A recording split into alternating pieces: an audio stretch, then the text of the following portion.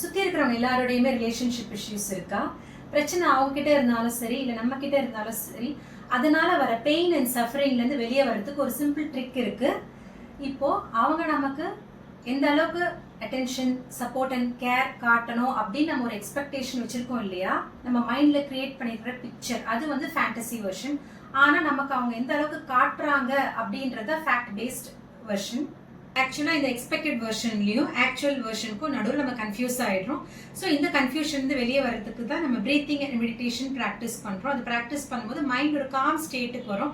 Com ஸ்டேட்டுக்கு வரும்போது ஒரு கிளாரிட்டி கிடைக்கும். அந்த கிளாரிட்டிலேருந்து நம்ம கரெக்டா நம்ம என்ன அவங்க கிட்ட எதிர்பார்க்கிறோம் அப்படின்றதும் நம்ம எழுதி பார்க்கணும். ஆக்சுவலா அவங்க நமக்கு என்ன காமிக்கிறாங்க அப்படின்றதும் நம்ம எழுதணும். ஸோ இது ரெண்டுத்துக்கும் எவ்வளோ டிஃப்ரென்ஸ், கேப் இருக்கு அப்படின்ற ஒரு கிளாரிட்டி கிடைக்கும் நமக்கு. அந்த கேப் அக்செப்டபிள் லெவல்ல இருக்கு அப்படின்னா நீங்க உங்களோட எக்ஸ்பெக்டேஷன்ஸை கம்மி பண்ணிட்டு அந்த ரிலேஷன்ஷிப்போட நீங்க அப்படியே கண்டினியூ பண்ணலாம். இல்ல அவங்க அந்த அளவுக்கு எனக்கு ஜென்யூனா காமிக்கல அப்படின்னு நீங்க உங்களுக்கு தோணுச்சுன்னா you can leave the relationship. Don't shrink yourself to fit in someone's place.